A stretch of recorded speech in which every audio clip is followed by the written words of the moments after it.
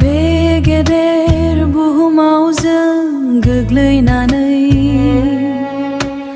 पाप आरो दुखुजों गोजानाव थानानै नोंनि गोथार आखाया जोंखौ दांब्ला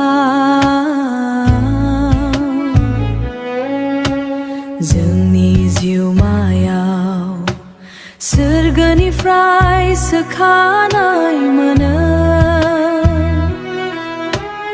अ फोरबु नोंनि मुङावनो जोंनि समाय लानाय आरो जिउआ गोथां जायो। सैनांनाय आरो दुखुआ जोंखौ बेंखनब्लाबो स्रांनि लामायाव नोंनो जोंनि आश्रय। नों सोखाग्रा अ जोंनि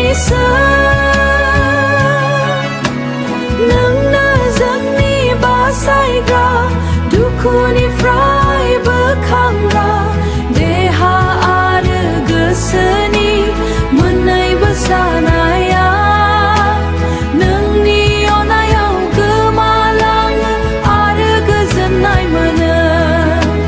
नों सोखाग्रा अ जोंनि जोंनि मेगननि मोदैया बोहैनाय समाव जों नोंनि बिसाफोर जानायखाय नोंनि खाथियाव फैयोब्ला बेमार आरो पापनि जिनज्रिखौ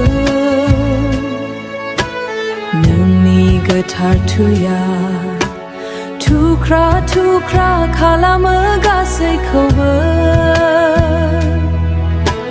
हालेलुया नोंनो सोखाग्रा hallelujah hallelujah hallelujah hallelujah hallelujah hallelujah सोखाग्रा हालेलुया हालेलुया सोखाग्रा हालेलुया हालेलुया सोखाग्रा नों सोखाग्रा नों जोंनि सोखाग्रि नों बासायग्रा जोंनि जिसु इसोर आमेन।